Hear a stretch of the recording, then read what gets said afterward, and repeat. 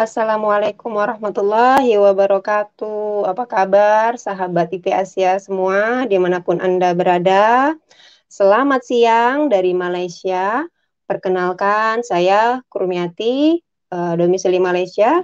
Yang siang ini insya Allah akan memandu sahabat IP Asia semua dalam acara live series Living Abroad yang diadakan oleh IP Asia dalam rangka merayakan Semarak 9 tahun Ibu Profesional Asia yang ke-9.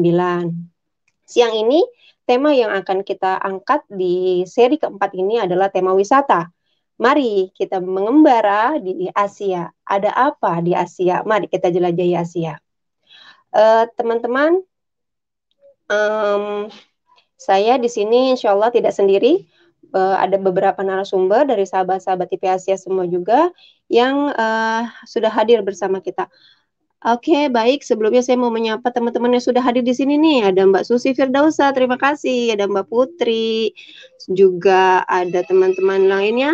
Ada terima kasih Mbak Susi, Masya Allah Bati. Baik teman-teman, Asia adalah benua terbesar di dunia dengan 23.000 kawasan, 2.300 bahasa, 48 negara yang terbagi di belahan Asia lainnya. Kekayaan Asia bukan hanya dari segi alamnya tapi juga pastinya wisatanya juga sangat menarik. Oke teman-teman, tidak sabar lagi, mari saya undang teman-teman saya yang akan bersama saya menemani siang ini. Yang pertama ada Mbak Ari dari Singapura. Silahkan Mbak Ari.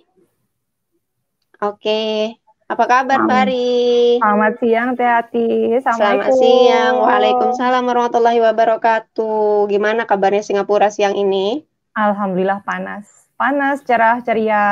Semoga secerah hati kita semua. Amin.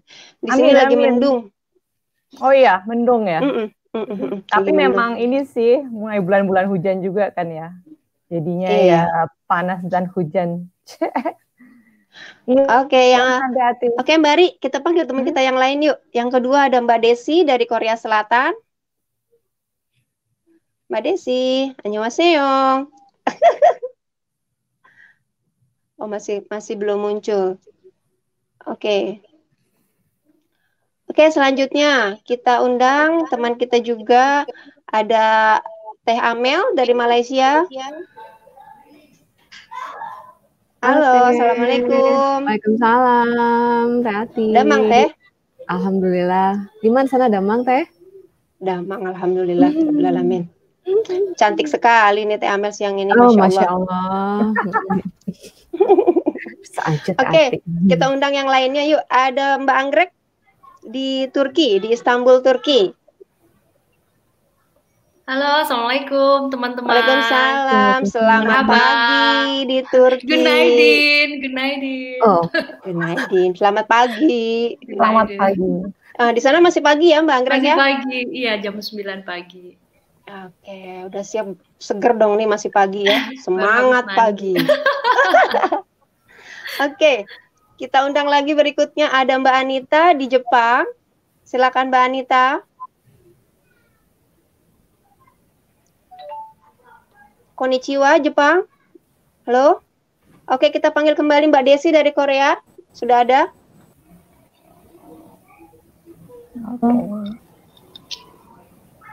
Halo. Halo Korea Selatan. Annyeonghaseyo.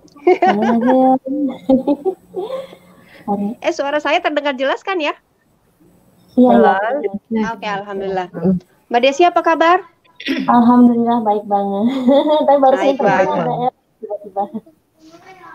Oke, yang terakhir ada Mbak Anita nih, sudah hadir atau belum ya Mbak Anita dari Jepang? Oh, sudah hadir juga, alhamdulillah. Mana ini wajah cantiknya kok belum muncul ya, Mbak Anita? Oke teman-teman, siang ini insya Allah saya akan mengulik wisata yang ada di destinasi di negara teman-teman semua. Nah, jadi apa sih yang menarik dari situ gitu? Apa sih uniknya yang ada di sana gitu ya? Kita langsung ke pertama aja, langsung bisa? Boleh? Oke, Boleh. kita jalan-jalan ya, kita jalan-jalan ke Singapura dulu kalau begitu siang ini. Asik nih ke Singapura siang-siang gitu kan. Silakan untuk sharing yang pertamanya dari Mbak Ari. Ya, halo sahabat IPS ya, selamat siang dari Singapura. Saya kebetulan diminta cerita sedikit lah tentang Singapura. Jadi intinya yang mau saya angkat di sini, Singapura. Sebentar, Mbak Ari. Iya. Aku mau kenalin Mbak Ari dulu nih sama teman-teman. Dulu. Iya dong, kan belum pada kenal. Oke, sahabat IPS ya. Mbak Ari ini sudah 12 tahun tinggal di Singapura. Dengan 2 anak, menemani suaminya yang kebetulan bekerja di sana. Pengalaman Mbak Ari pasti udah sangat banyak ya, 12 tahun gitu dengan 2 anak. Pastinya anak-anak kan pasti minta jalan-jalan terus tuh Mbak. Ya kan? Lumayan. Oke. Mbak Ari cerita sedikit dong, Mbak Ari 12 tahun di sana itu sudah apa kegiatan Mbak Ari gitu. Terus ngapain aja? Jadi Mbak Ari silakan. Itu makasih Teh. Jadi saya pindah ke sini tuh pertamanya benar-benar ini ya, berproses dari pertama nikah, kemudian jalan-jalan berdua aja sama suami. Kemudian sempat bekerja juga. Kebetulan saya sempat kerja sebagai guru TK. Terus selama mengajar itu kemudian hamil, melahirkan. Terus jalan-jalan sekarang kemana-mana bawa anak-anak. Jadi tadinya bawa anak 1, sekarang bawa anak 2. Tapi lumayan, maksudnya yang saya eksplor itu bervariasi dari yang cuman buat berdua aja. Sekarang yang saya eksplor hal-hal yang berbau anak-anak dan keluarga. Jadi lumayan. Berapa tahun jalan berduaan aja ya. Lumayan sampai di Singapurnya aja nunggu 6 tahun saya. Jadi 6 tahun baru jalan sama anak tuh ya. Iya, jadinya kebayangkan kalau malam minggu tuh bener-bener yang berduaan, terus habis itu kerja, terus sama anak-anak mulai heboh lah, kemana-mana pakai stroller. Jadi lumayan ya. Mau berbagi apa nih siang ini? Maksudnya apa sih yang unik dari Singapura gitu? Selain tempat-tempat ikonik Merlion atau yang biasa kita lihat gitu. Apa yang unik dari Malaysia? Dari Malaysia, maaf, dari Singapura. Pengalaman saya ya. Jadi memang teman-teman yang kesini itu ada 2 tipe. Pertama yang memang belum pernah sama sekali ke Singapura. Yang kedua memang yang udah pernah ke sini terus nggak tahu mau kemana lagi gitu. Jadi kalau yang pertama itu saya selalu bilang Singapura itu tempatnya orang jalan kaki. Udah lupain yang lain-lain dulu, pokoknya jalan kaki.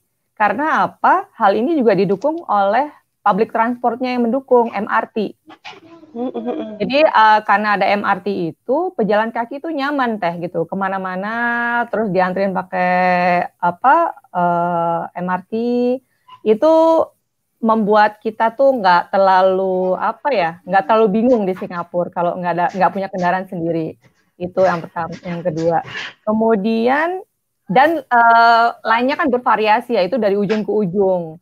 Nah terus kalau yang belum pernah ke Singapura tuh biasanya pasti nanya apa sih yang harus dikunjungi biar kelihatan itu kalau ke Singapurnya. Biasanya ya itu yang ikonik itu ya. Iya benar. Terus ditanya gitu. Udahlah pokoknya itu silahkan jalan-jalan ke situ. Esplanade terlain itu sebenarnya kalau udah jalan juga udah gempor gitu Teh. Jadinya udah capek duluan gitu.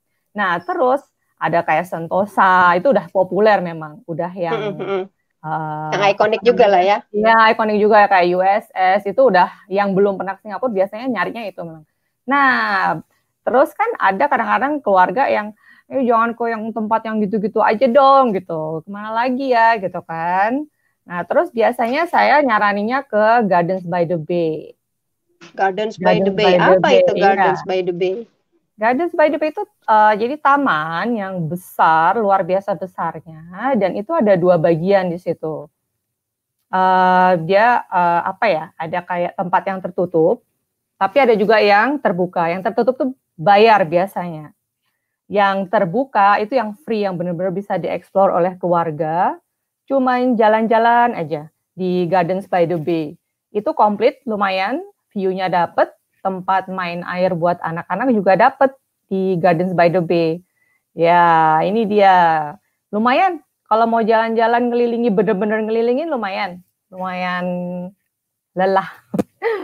Terus yang selanjutnya kita lanjut ke yang saya selalu promosiin ke teman-teman tuh jalanlah ke Jacob Bellis Children's Garden. Di Jacob Bellis Children's Garden tuh adalah bagian kecil, satu bagian dari Botanical Gardens. Nah, ada apa sih di Jacob Bellis Children's Garden? Kenapa sih saya kok selalu merekomendasikan itu?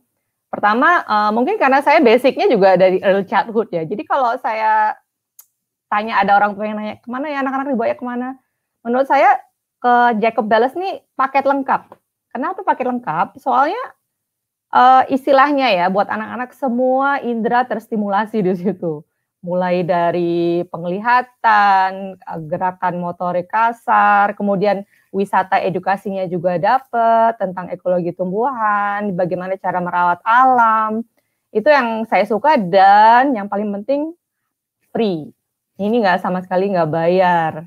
Ini sama sekali nggak bayar. Jadi orang tua boleh bebas di sini bermain bersama anaknya.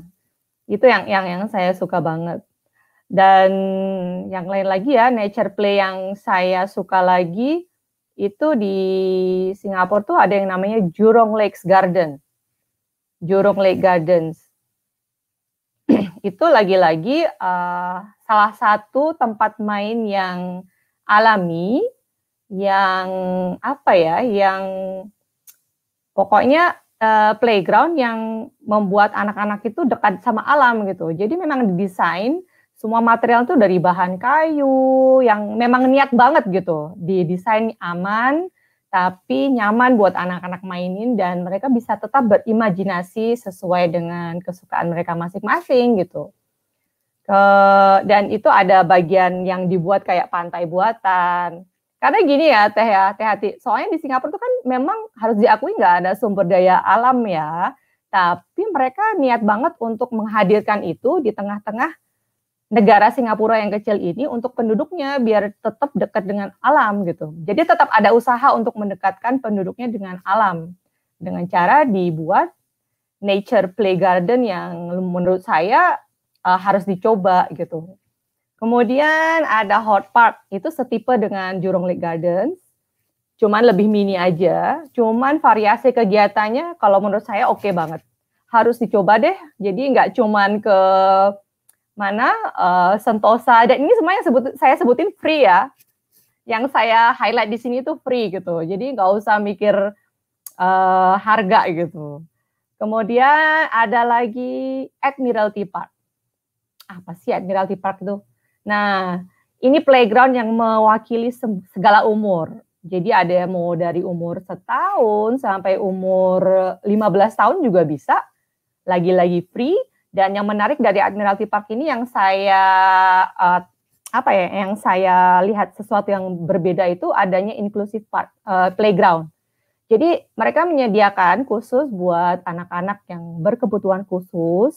Jadi pakai wheelchair, itu ada ayunannya khusus ayunannya buat mereka yang ingin ikut bergembira di park bersama teman-teman yang lain.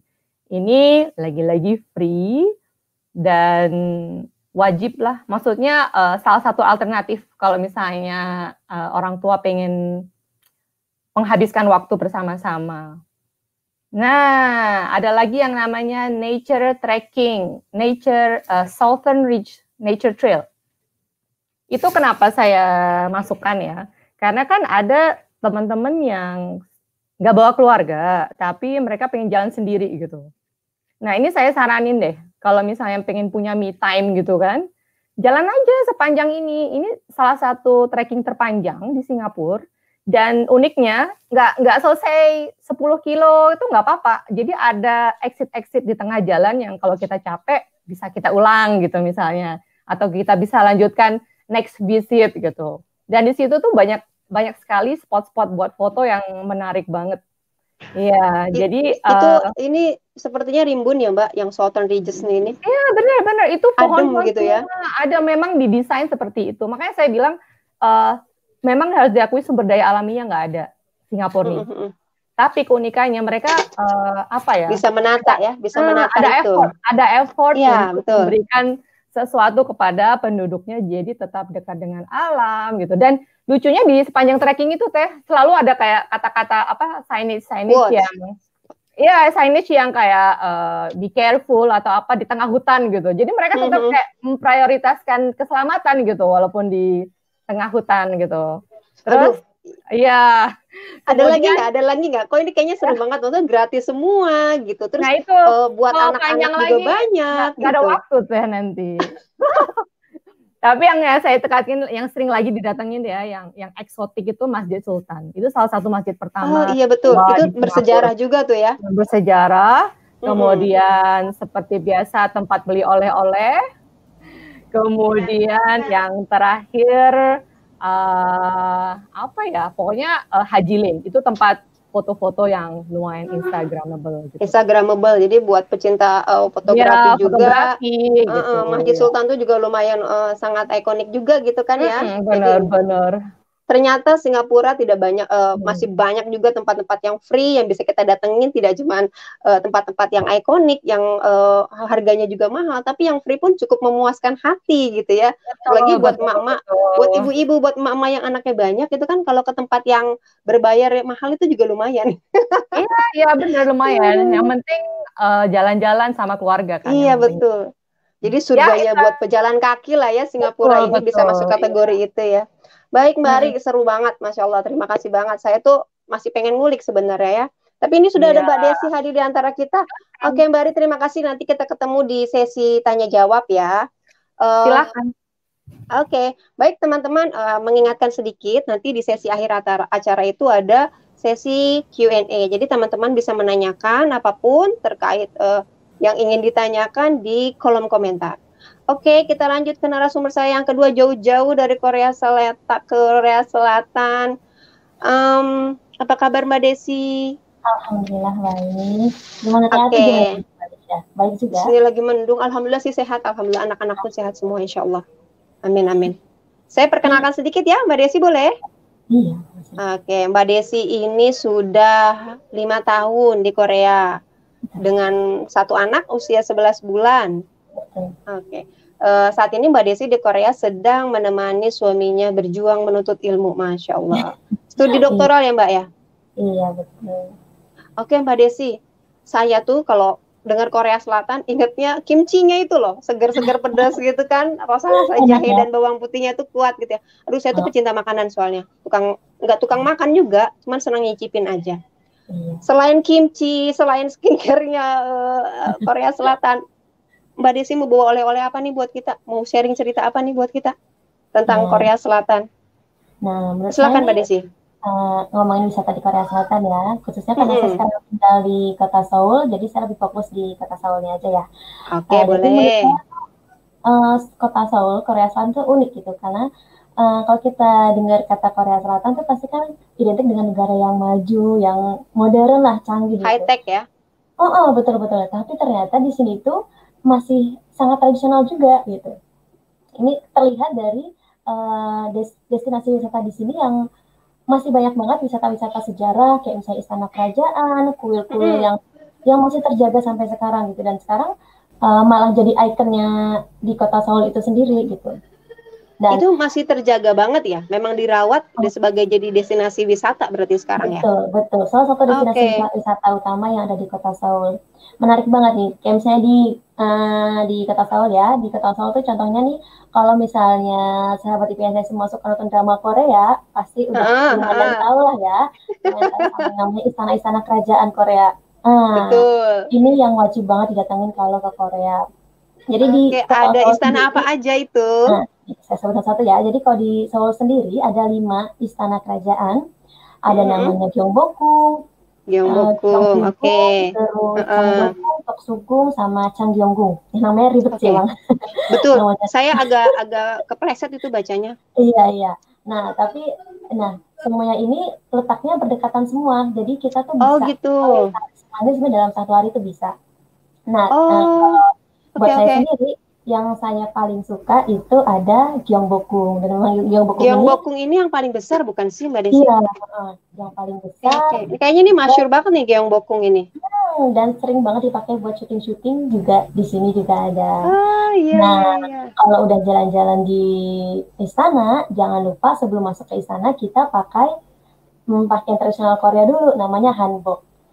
Iya, Oke, jadi syaratnya itu pakai hanbok dulu biar bisa masuk gratis, begitu kah? betul banget. Jadi kalau misalnya kita pakai baju Waduh. hanbok, kita bisa masuk ke semua istana yang ada di Seoul itu gratis. Tapi Nih, kalau misalnya nggak pakai hanbok, kita harus bayar sekitar 3.000 won. masuk kalau tidak pakai hanbok 3.000 won. Kalau pakai Hmm, hanbok itu free, iya, begitu ya? maksudnya iya. Nah, sekarang pertanyaannya adalah bagaimana kita bisa memakai hanbok itu di sana? Apakah ada tempat penyewaan khusus kah yang bisa kita sewa tanpa harus kita punya sendiri misalnya? Ya, jadi di sekitar istana ini ada banyak banget tempat penyewaan hanbok dan harganya menurut saya sih relatif murah ya. Maksudnya untuk ya kan mumpung ke Korea Selatan Mm-mm. nggak apa-apa lah ya gitu pakai hanbok. Harganya sekitar 10 sampai 30 ribuan lah sekitar segitu tergantung tempatnya kita nyewa di mana. Oh, oke. Itu bisa satu harian full kita boleh sewa baju itu. Enggak sih, tapi biasanya kalau misalnya lagi nggak rame gitu ya, lagi bukan bukan musimnya liburan gitu, kita bisa nyewa sampai 4 sampai 6 jam gitu ya. Tergantung Oke. tempat juga sih, tergantung tempat nyewanya gitu. Oh, jadi tiap penyewaan itu beda-beda gitu ya? Iya, betul banget. Oke, menarik sekali. Itu siapakah yang difoto cantiknya pink dan Ya Allah, putih? Masya Allah. jadi malu ya itu saya. Nah, oke, dari istana kita lanjut lagi lah ya ke wisata yang masih wisata sejarah atau wisata tradisional yang ada di kota Seoul. Dan tadi udah saya bilang kan, di Seoul itu bukan cuma ada istana kerajaan, tapi juga ada kuil. Oke, Ada kuil namanya kuil Jogyesa dan Bongwongsa. Nah, ini tuh Jogisa sampai Temple. sekarang, ini sangat ikonik sekali arsitekturnya, dan tempatnya pun nggak jauh dari istana-istana ini. Jadi semua itu bisa Oh, kita tempuh dengan jalan kaki, gitu. Dan sampai saat ini, kuilnya ini tuh masih kepake kalau misalnya buat acara-acara kegiatan agama Buddha mm-mm. atau Oh, ini acara kue lainnya nih ya, Bongwonsa Temple nih. iya. Ini semua ada di kota Eh, Seoul. Mbak Aida, kalau untuk yang temple ini, Iya. mereka mengizinkan tidak ketika ada ritual keagamaan untuk turis untuk bisa melihat, menyaksikan gitu?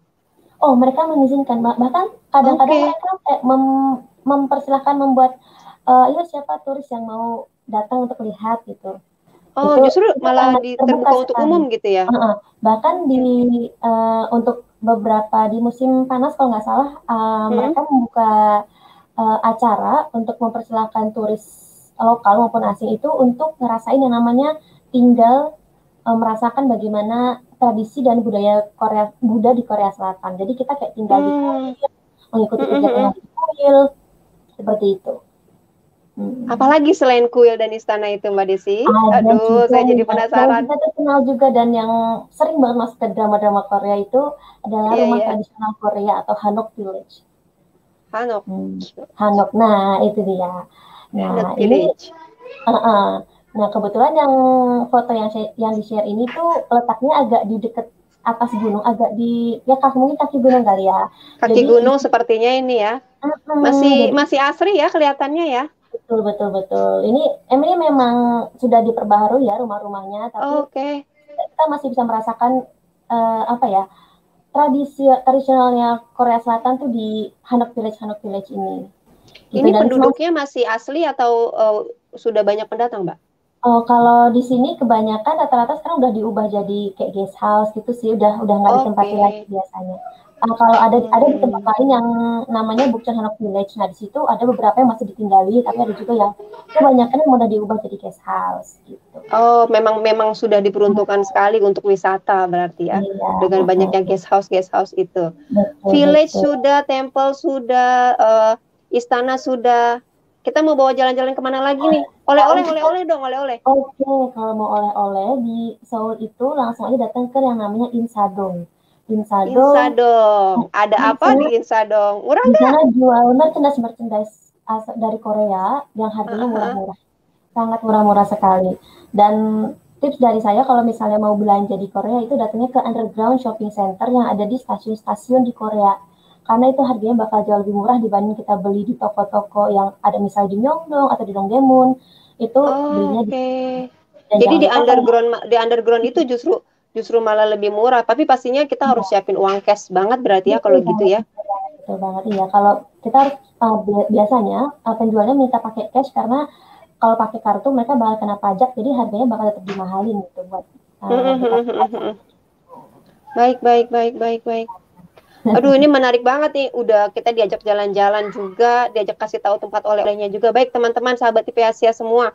Jadi kalau nanti berkunjung ke Korea gitu, jadi ada tempat-tempat yang memang wajib untuk dikunjungi. Yaitu tadi ada istana dengan baju hanboknya, terus ada kuil juga, ada perkampungannya juga yang bisa kita kunjungi gitu untuk bisa mengetahui seperti apa sih situasi village di sana gitu. Dan terakhir kita juga udah dikasih tahu nih tempat beli oleh-oleh yang murah-murah gitu. Terima kasih Mbak Desi sudah membawa kita untuk berpetualang, untuk menjelajah Korea Selatan. Sampai ketemu lagi nanti kita di Q&A ya Mbak Desi ya. Terima kasih.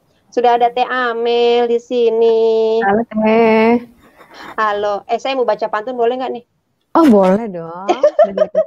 Gampang. Silakan. Ini ya.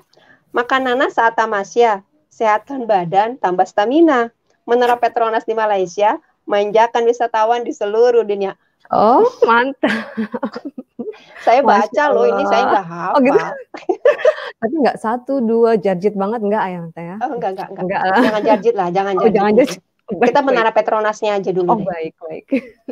Teh, siap. Teh ini kan domisili di Pineng ya? Aku di Pineng. Oh iya, sahabat-sahabat IP Asia. Teh ini sebenarnya namanya bukan Amel tapi Teja Pamela, tapi saya sering memanggilnya dengan sebutan Teh Amel. Itu paling kesayangan kita nih untuk Teh Amel. Teh Amel ini dengan 2 anaknya menemani sang suami bertugas di Penang. Sudah berapa lama Teh di Penang? Dari 2018 awal mau masuk 3 tahun. Sekarang udah 2 tahun berarti 2 tahun setengah. Mau masuk 3 tahun. Sudah cukup banyak lah ya pengalaman di sana. Pengalaman lumayan. jalan-jalannya terutama. Iya, tapi masih ada yang belum dieksplor juga sih Teh. Masih belum juga ya. Oke. Berbagi sudah kemana aja eksplornya di Penang itu? Ada apa sih yang kalau kita ke Penang tuh wajib banget kita datang ke sana itu apa? Silakan gitu. Teh. Jadi gini, Teh Ati dan sahabat IP Asia semua, sebetulnya di Penang ini lengkap. Maksudnya lengkap tuh kalau biasanya kan kalau sahabat IP Asia kalau ke Malaysia ke KL pasti ya. Kalau di KL kan belanja gitu ya ke Petronas. Kalau di sini agak beda. Di sini ada laut, ada bukit, ada heritage-nya juga ada. Jadi kalau di Penang nih lengkap sebetulnya. Ada belanja pun ada Teh. Jadi di sini ada seperti di Bukit Bintang itu. Di sini kita ada namanya Design Village. Dia itu untuk wisata yang suka belanja bisa banyak diskon di sana. Nah, cuman kali ini pengen sesuatu yang beda dari KL mungkin ya. Kalau di Pinang atau Pulau Pinang, nah, mau menyebutnya mau Pulau Pinang atau Pinang atau Penang pun nggak apa-apa, masalah ini aja bahasa aja. Nah, ada di sini tuh wilayah yang namanya Georgetown. Georgetown ini dia tuh capitalnya Pinang dan capitalnya Pinang ya, Georgetown ini. Dia ini pusatnya Pinang. Dia ini juga sebagai UNESCO World Heritage. Jadi itu menarik sekali Teh Amel buat dikulik-kulik tuh.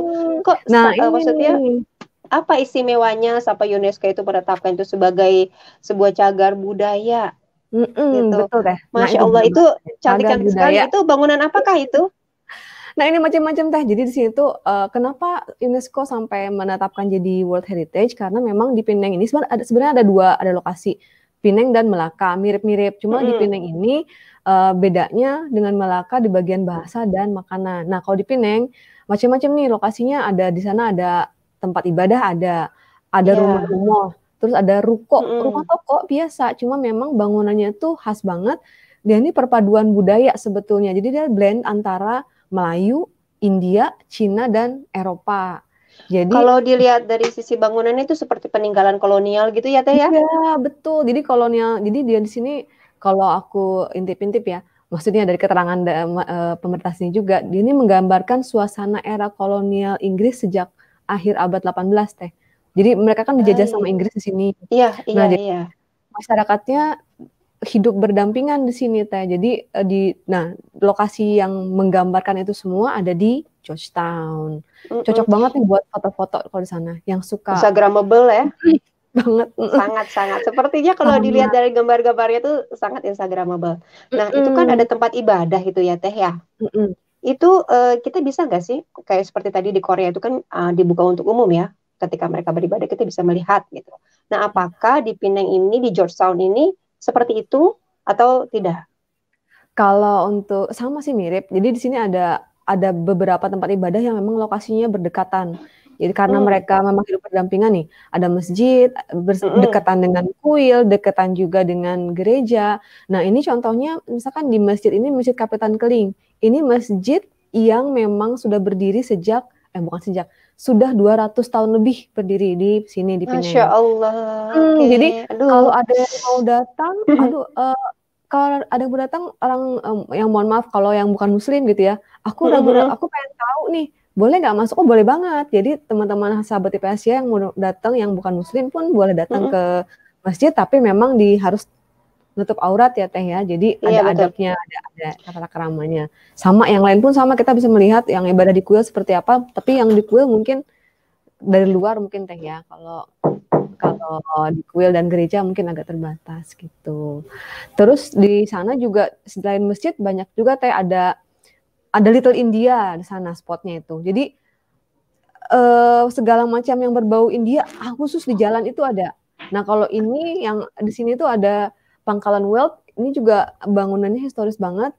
Iya tuh kelihatan ya, peninggalan kolonialnya kelihatan banget.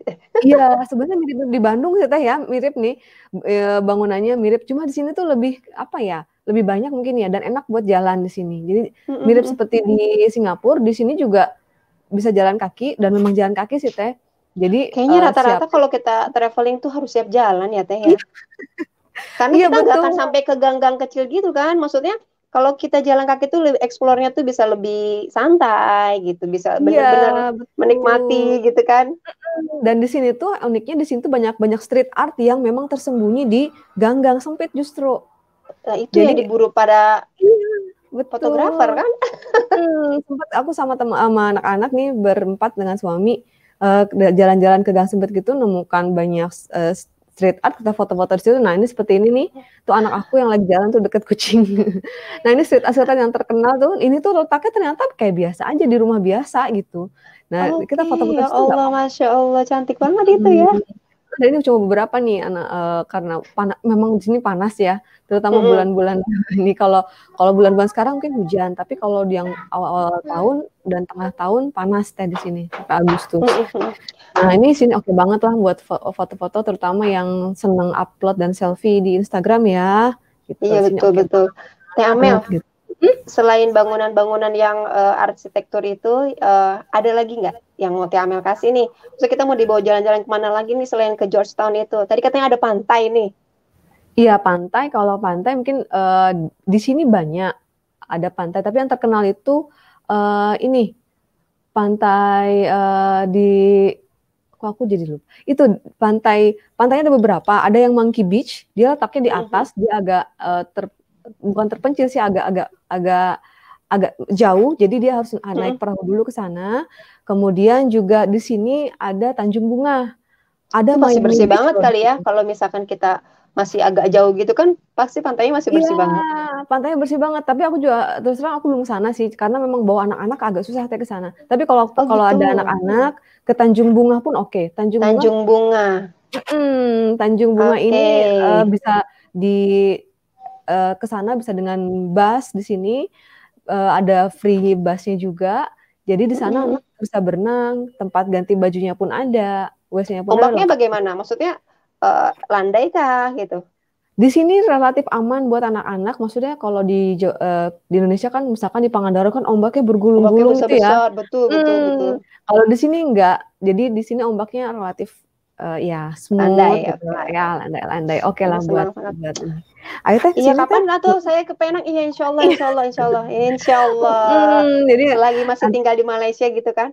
Iya, jadi abis jalan-jalan di Georgetown, lanjut ke Tanjung Bunga biasanya gitu. Nah kalau mau itu menghabiskan berapa lama tuh kalau kita mau keliling di Georgetown terus sampai ke pantainya itu gitu? Kayaknya kalau long weekend bisa sih, misalkan Jumat Sabtu Minggu itu oke lah, 3 hari Oke, siap. oke banget bisa. Di sini juga kan Siap. bangunan-bangunan heritage-nya itu misalkan kayak si Rumah Biru, tahu kan Blue House teh yang terkenal itu, Iya, Chongfatse namanya. Blue Mansion Chongfatse, ini betul. bisa lo tinggal di situ, bisa nginap di situ bisa. Kemudian makan di situ pun bisa. Cuma Sip. kalau Oke. nggak mau bisa hanya tur aja. Misalkan aku nggak mau nginep situ, kalau aku nggak mau makan situ, cuma mau tur aja boleh. Cuma memang bayar. Kebanyakan semua di sini free sih, bahkan masuk pantainya pun free teh. Jadi nggak masalah. Kalau Amel, anak-anak balik aku tuh mau ngulik tentang budaya di itu deh, mengulik budaya di Georgetown itu. Karena kan Georgetown itu syarat ya, maksudnya Cina, India gitu kan, terus Cina, India, Melayunya tuh ngeblend banget gitu. Itu peranakan di sana gimana tuh teh? Nah, iya, Warga di sini aslinya. Nah, ada di sini warga aslinya memang ya Melayu ya. Cuma memang ada di sini tuh namanya peranakan.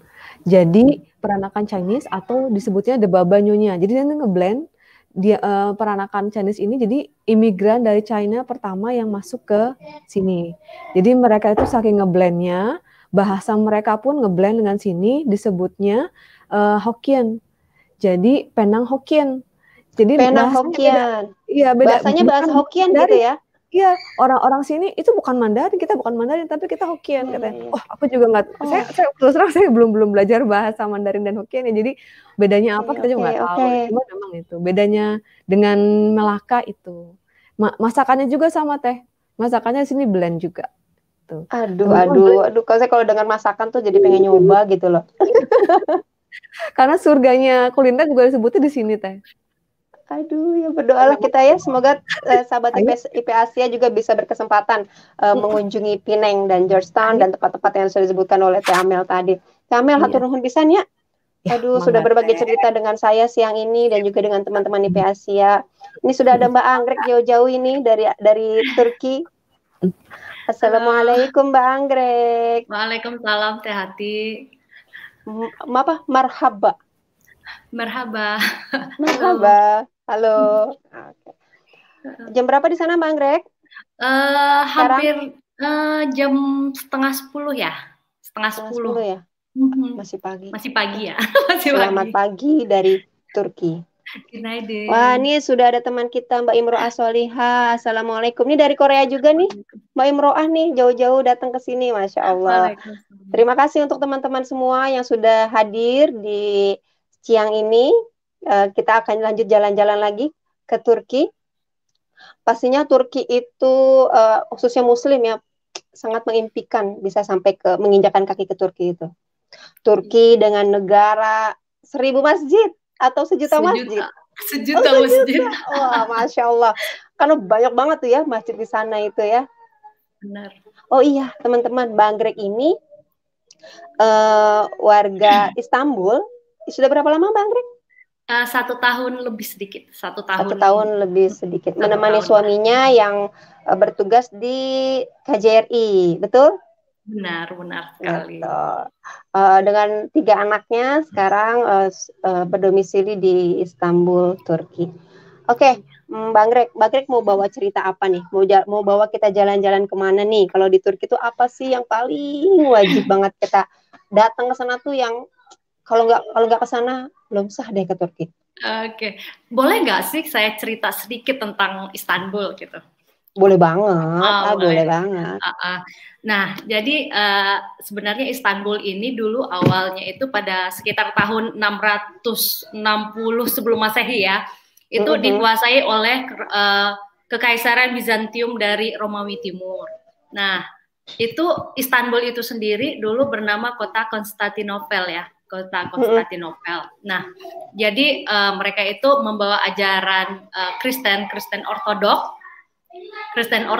Kemudian pada tahun kalau nggak salah sekitar 550 Masehi itu dibangunlah sebuah bangunan yang megah, besar dan masih berdiri kokoh hingga sekarang, yaitu apa itu? Itu adalah Hagia Sophia. Yang Hagia kalau Sophia, Masya kalau Allah. orang-orang sini bilangnya Hagia Sophia, Hagia Hagia Sophia. Sophia. Nah itu Sang adalah penakluk itu ya, saya jadi ingat cerita sang penakluk. itu pada Kalau dengar Hagia bukan, Sophia. benar. Ini ikoniknya kota Istanbul ya. Nah, ini dibangun sekitar 1.500 tahun yang lalu ya, lebih dari 1.000 tahun yang lalu, 1.500 tahun yang lalu, berfungsi sebagai gereja ortodok. Kemudian pada tahun 1453, nah itu kota Istanbul, kota Konstantinopel ya, direbut oleh Kekaisaran Otonom yang dipimpin oleh Al-Fatih. Nah, sang penakluk itu pada Sultan Ottoman ya. Ottoman itu nama kerajaannya nama ya. Kerajaannya, Ottoman. Utsmani ya, Utsmani. Kalau biasanya orang-orang Eropa nggak bisa menyebut Utsmani, jadi mereka nyebutnya otonom. Jadi sejarahnya begitu. Bukan Ottoman ya, malah otonom. Ottoman, benar. Oke, Ottoman. Jadi mereka nggak bisa menyebut Utsmani, jadi mereka nyebutnya Ottoman. Nah, habis itu dibangunlah masjid yang berada persis di depannya hadap-hadapan ya kalau dengan Blue Mosque. Nah, Blue Mosque itu masjid Sultan Ahmed ya, Sultan Ahmed Jami namanya. Jadi ya ini yang Blue Mosque. Nah, ini Hagia Sophia. Jadi posisinya itu adalah hadap-hadapan Teh. Jadi masjidnya hadap ke sini, Hagia Sophianya hadap ke sini. Jadi pelataran depannya itu hampir bersatu gitu, cuma ada tembok sedikit. Nah, kita bisa ada jalan gitu. Tapi inline gitu ya, maksudnya bisa satu jalur itu ya, bisa bisa ada pintunya. Jadi tetap dibatasi. Nah, ada yang menarik nih Teh. Hagia Sophia ini awalnya kan panjang sekali ya sejarah Hagia Sophia ini. Pertamanya sebagai gereja, habis itu pada zaman Atatürk sebagai museum. Iya, betul. Nah, pada saat Ottoman jadi masjid, kemudian pada saat Atatürk jadi museum. Nah, alhamdulillah pada Juli kemarin itu dirubah kembali menjadi masjid. Masya Allah. Allahu Akbar. Allahu Akbar. Iya benar-benar terharu sekali. Udah pernah dong rasain sholat di sana? Nah, kebetulan belum Teh. Pengen banget. Nah, kalau mau sholat di sana ada triknya Teh, karena begitu banyaknya orang yang sholat ya, karena pandemi. Jadi ada social distancing ya, jadi diberi jarak-jarak gitu ya. Jadi safnya nggak rapat seperti itu. Kemudian pada saat azan itu pintu masjidnya udah ditutup Teh. Jadi kalau kita mau sholat di sana sebelum azan, benar. Jadi kalau kita batal keluar udah nggak bisa masuk tuh ya? Nah, begitulah Teh. Mbak Anggrek, cerita masjid itu pasti apa sih kalau masjid itu selalu nyaman, mau panas di luar kayak apapun kita masuk masjid itu langsung adem gitu kan. Entah karena arsitekturnya memang dibuat untuk udara sirkulasinya bagus atau memang disitulah kelebihan masjid itu bisa menenangkan hati semua orang yang masuk gitu ya. Pada saat summer pun Teh ya, pada saat summer panas-panas itu ya, pas kita masuk masjid itu, ya Allah, ya, kayak masuk kulkas nggak? Benar sekali. Senang banget jadinya, adem gitu. Kita kalau kecil kepanasan bulan puasa tuh buka kulkas gitu. Iya, seperti itulah Teh. Jadi kalau panas-panas, sholat di masjid, adem, yes. Mbak Greg, cerita lagi dong, explore lagi Turki itu ada apa aja selain dengan 1000 masjidnya? Nah kita berada di kawasan ini dulu ya Teh. Kita bikin beberapa kawasan ya biar yang dekat-dekat kita satuin gitu. Nah kita pertamanya di kawasan Sultan Mehmet, tadi udah diceritain ya, ada Hagia Sophia, ada Blue Mosque. Nah ada lagi nih, persis di belakang Hagia Sophia itu ada Istana Topkapi. Nah, ini Istana Topkapi ini pada zaman Kekaisaran adalah tempat istirahatnya Raja, Sultan dan keluarganya. Namun sekarang dijadikan sebagai museum benda-benda sejarah Islam. Itu banyak sekali Teh, ada pedang sahabat Rasul. Pedang sahabat betul. Banyak sekali, ada jenggotnya Rasul. Cuma sayangnya kan kita nggak boleh bawa foto ya, jadi saya nggak bisa ngambil foto ya. gitu Nggak boleh.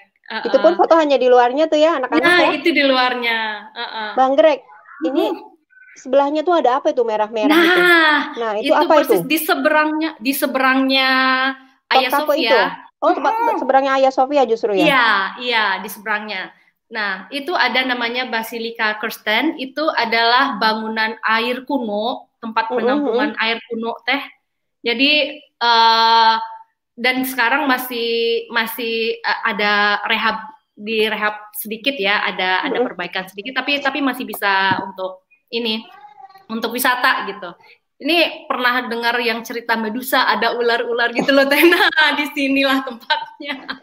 Tempat ini ya, tempat syutingnya. Iya, benar-benar. Kemudian ini kalau tempat kita penampungan airnya ini masih dipakai nggak? Masih. Cuma kan nggak efektif lagi ya, nggak ini ya, maksudnya nggak seefektif dulu kayak gitu. Jadi masih digunakan sih. Nah, oke. Ada lagi nih Teh, kalau kita ke Istanbul itu nggak sah kayaknya kalau kita nggak jalan-jalan melalui Selat Bosporus. Nah, jadi Istanbul ini uniknya itu dia berada di dua benua sekaligus. Benua Asia dan benua Eropa. Gitu ya? Kebetulan saya berada kan ya?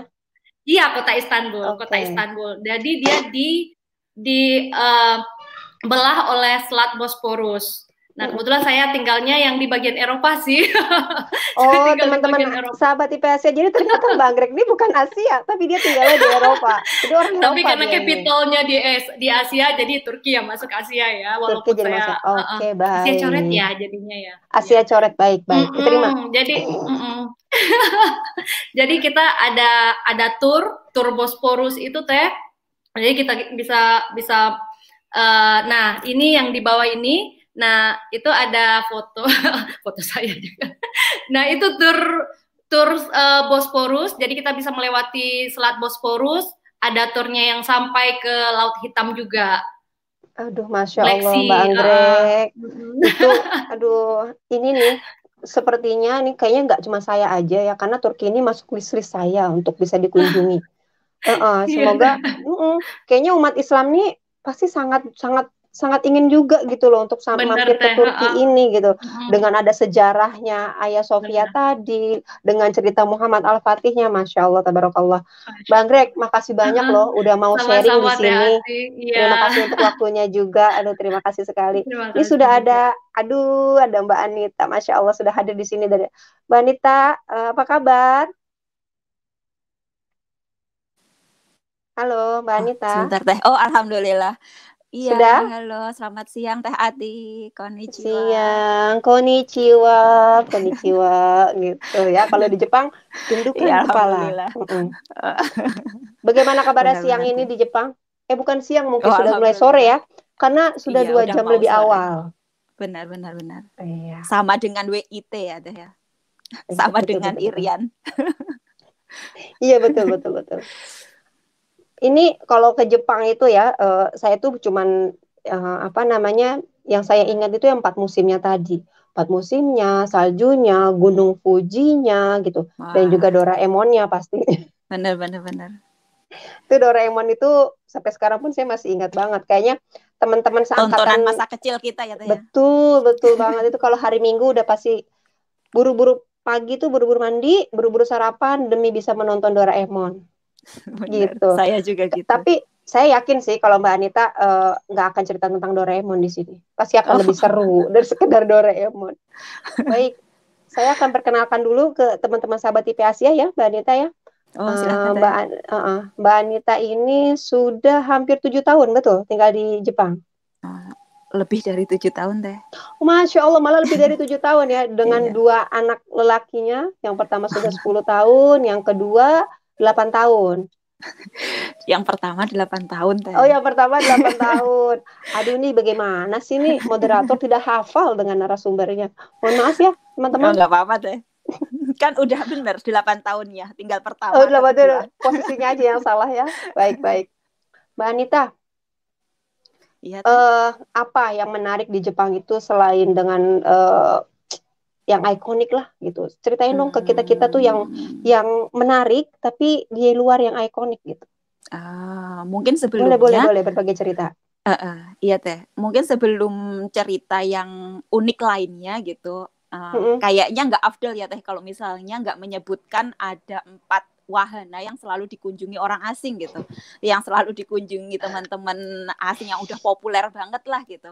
Ini ada Fuji Q, itu ada di area Gunung Fuji ya Teh, biasanya teman-teman juga ke sana. Lalu kemudian mereka juga punya Thomas Land, jadi biasanya anak-anak kecilnya ke Thomas Land, yang dewasa ke Fuji Q seperti itu. Kemudian pasti juga kalau ngomongin Jepang nggak akan ketinggalan sama Universal Studio yang ada di Osaka itu. Siapa sih yang nggak suka sama Jurassic Park, kemudian yang Harry Potter seperti itu, selalu sih kayaknya mampirnya ke Universal Studio. Kemudian kalau anak-anak kecil-kecil kayaknya nggak ada ya yang nggak suka sama Lego gitu. Jadi pasti juga pada pengen ke Legoland Jepang. Lalu ada lagi animasi-animasi itu kan selalu dari Disney gitu, seringkali ya Teh ya, itu biasanya juga mampirnya ke Tokyo Disneyland atau Tokyo Disney Sea. Ini 4 wahana populer banget sih di Jepang dan kayaknya selalu menjadi tempat tujuan wisata turis asing seperti itu. Tetapi seringkali kalau misalnya kita rombongannya banyak nih dan punya anaknya juga banyak, ngerogoh kantongnya itu dalam banget gitu, karena setiap Mbak Anita kok tahu banget sih. Soalnya saya merasakannya kalau mau pergi ke sana kayaknya harus nabungnya tuh yang lama banget dan kayak nyesek gitu loh. Tapi ya kadang ya udahlah, sekali-sekali seperti itu. Jadi kalau misalnya nggak mau yang merogoh kocek yang tebal gitu, kita bisa sih pergi ke tempat-tempat wisata yang sebenarnya tuh asik, cuma tidak menjadi ikon wisata internasional, seringkali seperti itu. Jadi lebih ke wisata ini yang lokal. mau saya tahu nih, ini yang mau saya tahu, menarik tapi juga tidak merogoh kocek banyak. Silakan Mbak Anita, dilanjutkan. Ada apa aja? Siap. Ini saya ngerangkumnya ini lebih ke museum ya Teh ya, boleh ya? Karena boleh banget. Taman-taman banyak sekali juga sih, cuma tiap area juga ada perbedaan. Ini sekarang kita ngomonginnya tentang museum dulu aja, karena di Jepang itu banyak banget museum, dan kayaknya kalau misalnya teman-teman IP Asia semuanya itu penyuka museum, bakalan betah deh tinggal di Jepang dan mengunjungi museum-museum. Museum yang pertama, ya seperti yang tadi Teteh Ati bilang ya, ada Doraemon. Itu insya Allah udah terkenal banget ya. Siapa sih yang orang Indonesia angkatan kita yang nggak kenal sama Doraemon yang selalu diputer setiap Ahad Minggu pagi seperti itu ya Teh ya kalau zaman dulu. Jadi Doraemon ini ada di Fujio Museum. Iya Teh, ini nama ininya ya, penulisnya seperti itu. Nah, di museum ini tiketnya itu tidak dijual di tempat, jadi harus pesan di kombini. Kombini itu kayak semacam toko-toko tos serba yang ada di Indonesia seperti itu, tapi mereka memberikan fasilitas untuk membeli tiket gitu, jadi bisa reservasi sebelumnya.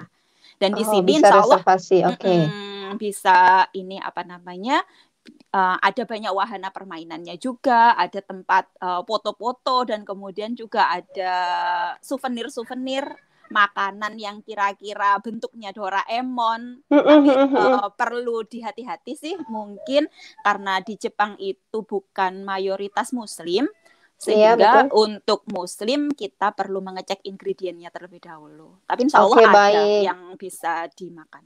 Seperti itu. Pecinta Doraemon. Jadi jangan lupa ya kalau ke Jepang mampir ke museum karakter Doraemon tadi. Iya, ada museum karakter lagi Teh.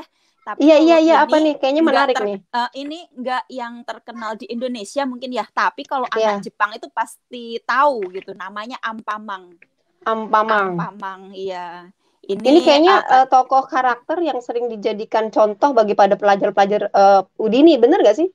Iya, jadi kalau misalnya di TK Jepang seperti itu, anak-anak itu selalu taunya ya Ampamang gitu, selalu yang apa-apa Ampamang.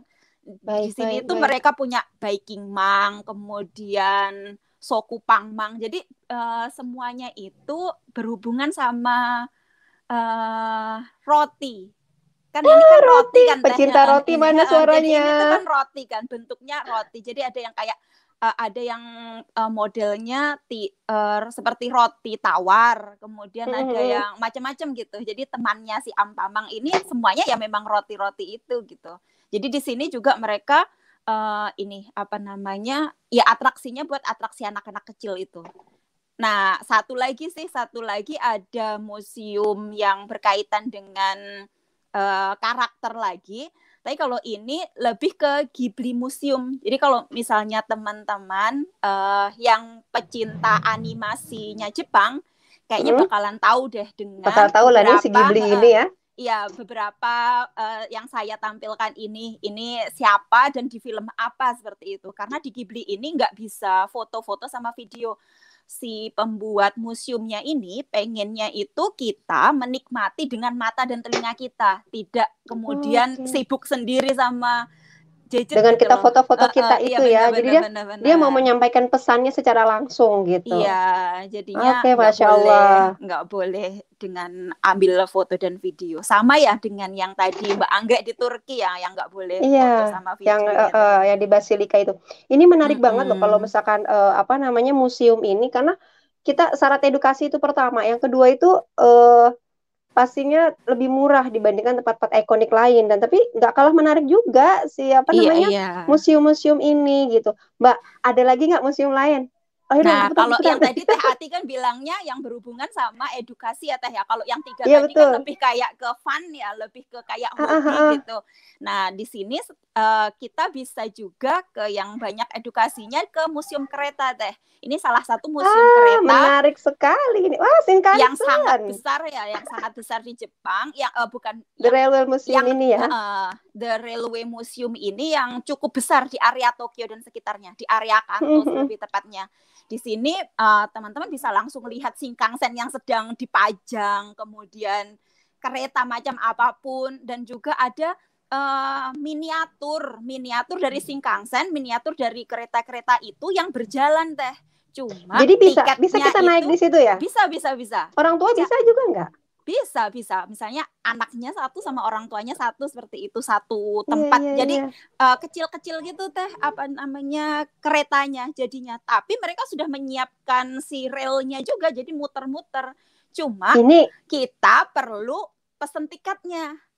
Tiketnya itu nggak bisa dipesan online, harus datang, dan cuma adanya itu pagi hari. Jadi harus siap datang ke sini, ke museum ini pagi-pagi, walaupun itu agak siang. Tuh kuncinya. Berarti itu dia tuh strateginya ya, atau tipsnya adalah kita datang pagi-pagi untuk bisa mendapatkan tiket Railway Museum ini. Ini sepertinya tidak ada anak laki-laki. Oh, tiket naiknya aja. Oh, tapi kalau masuknya free ya? Masuknya bayar, cuma murah dan bisa kapan aja. Tapi nggak bisa menaiki yang itu tadi, miniatur Shinkansen tadi. Yang bisa keliling-keliling tadi gitu. Baik. Mbak Anita, ini menarik banget, Masya Allah. Ada lagi Teh, satu lagi Teh, mungkin 2 lagi nih, Mas Yan. Satu aja deh, satu. Oh, satu, boleh satu. Nah, kalau mau satu, ini ada Museum Sains Teh, namanya Miraikan. Museum Sains, oke. Di sini ini kita bisa melihat banyak banget simulasi membuat peralatan-peralatan canggih-canggih seperti itu Teh. Bisa juga ngobrol sama robot. Jadi kita bisa face to face sama robot, dan robotnya itu menanggapi apa yang kita bicarakan seperti itu. Interaktif begitu ya? Benar. Pakai bahasa apa tuh Mbak Anggrek? Misalkan tulisnya pakai bahasa Indonesia nih, bisa nggak si robotnya itu paham? Sayangnya mayoritas tuh selalu pakai bahasa Jepang ya Teh ya. Cuma kalau misalnya kita punya teman Indonesia yang ada di Jepang, bisa sih kan ngomongnya cuma misalnya dilatih ngomong sedikit, kemudian ngomong yang gampang-gampang aja anaknya, terus habis itu ditanggapi, ya udah habis itu ganti sama temennya yang lain, seperti itu kan bisa ya, sebagai untuk uji coba aja gitu pengalaman gitu.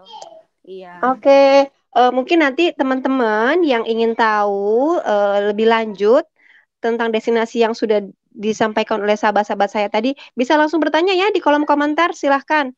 Nanti saya bacakan untuk teman-teman semua. Oke, sambil menunggu ada pertanyaan, Mbak Anita. Tadi kan katanya ada 2 tuh yang mau disampaikan. Oke, satu lagi boleh. Oh, terima kasih. Alhamdulillah akhirnya si Museum Pemadam Kebakaran bisa tampil juga nih Teh. Jadi di Jepang itu kan udah terbiasa dengan gempa ya Teh ya.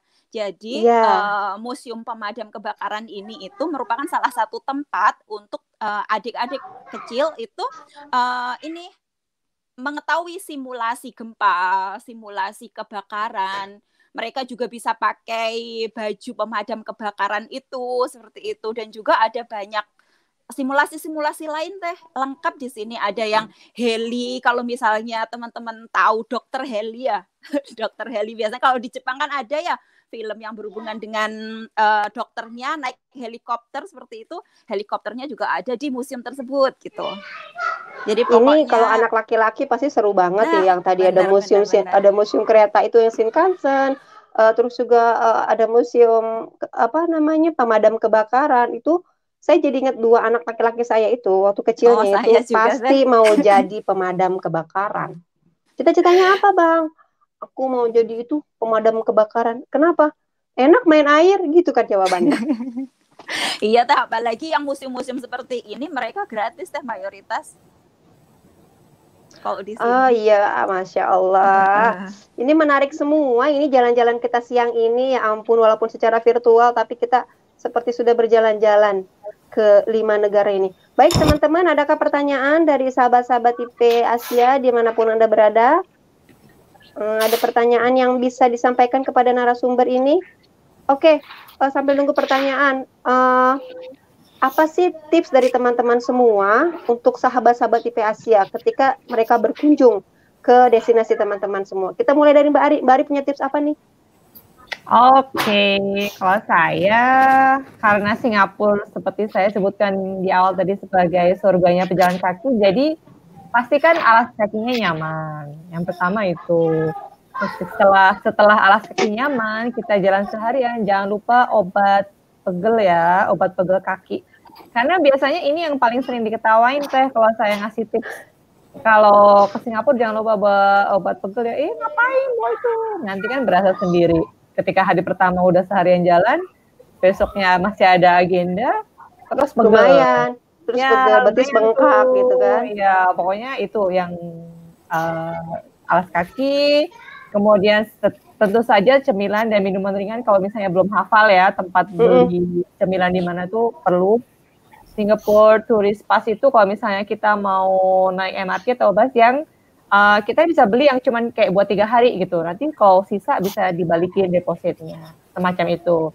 Terus yang ketiga, yang terakhir tentu saja pahami tata tertib dan apa ya kayak kebiasaan di suatu negara, karena bagaimanapun kan kita berwisata juga belajar ya tentang peraturan yang ada di negara itu. Jadi kalau misalnya contoh simpel aja di MRT itu nggak boleh makan Teh. Jangan sekali makan dan minum di dalam MRT ya. Nanti semua orang di dalam MRT akan melihat Anda sebagaimana Anda adalah seorang yang bersalah. Please jangan.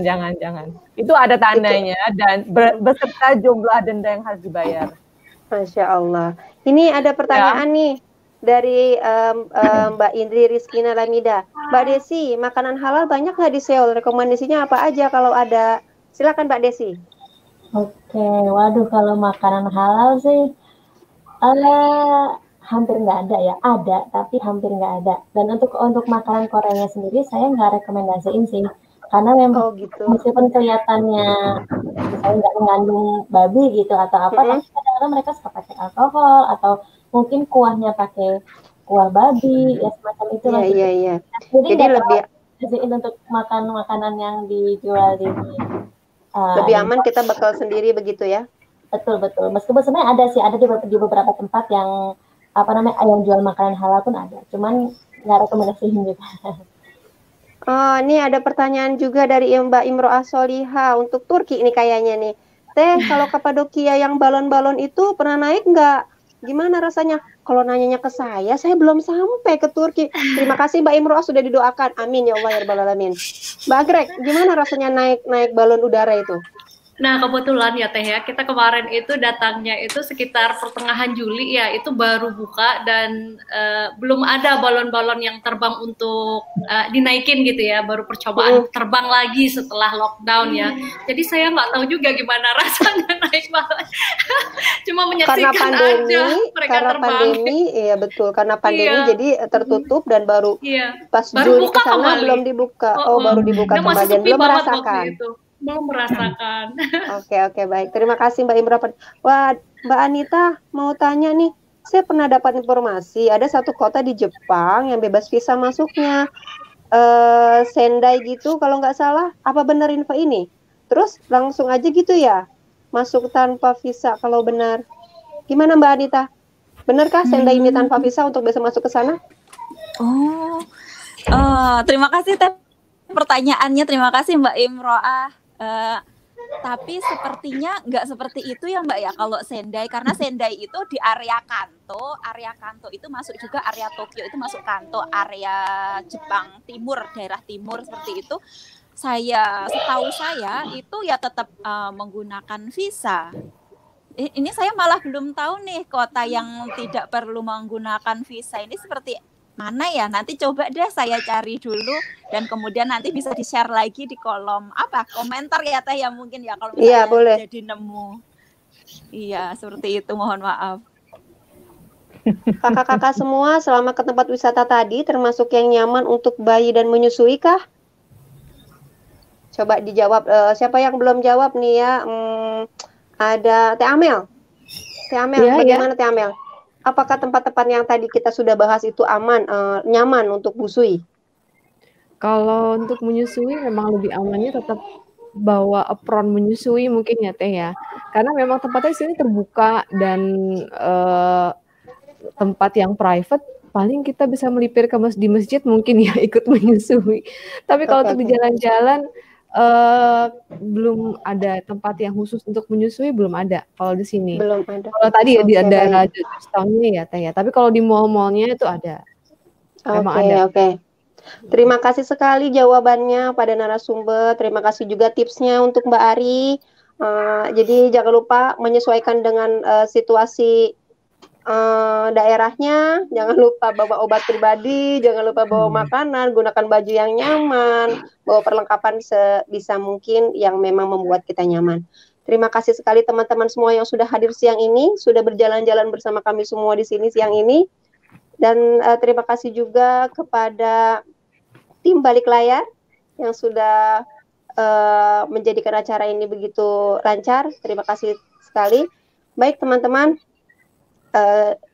kayaknya nggak cukup ya kita mau ngorek-ngorek, mau ngulik-ngulik tentang tentang wisata di Asia itu.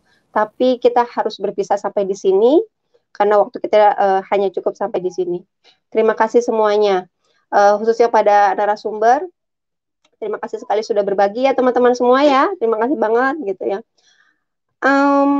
Alhamdulillah ketika kita sudah bisa dikasih kesempatan oleh Allah untuk bisa mengunjungi tempat-tempat wisata, bisa melihat kemegahan-kemegahan suatu daerah, itu adalah bukti bahwa betapa maha besarnya Allah dan juga bukti kasih sayang Allah pada kita sehingga kita diberikan kesempatan untuk bisa menikmatinya. Jadikanlah wisata kita itu sebagai wasilah untuk kita bersyukur kepada Allah. Sekian dari saya sebagai moderator, mohon maaf jika terdapat banyak kesalahan. Ya teman-teman, jangan lupa saksikan live series berikutnya di tanggal 10 November jam 17.30 dengan tema Daily Life. Kita akan menyaksikan bagaimana sih kehidupan ibu-ibu rantau, ya, ibu-ibu di IP Asia ini, bagaimana kehidupan sehari mereka.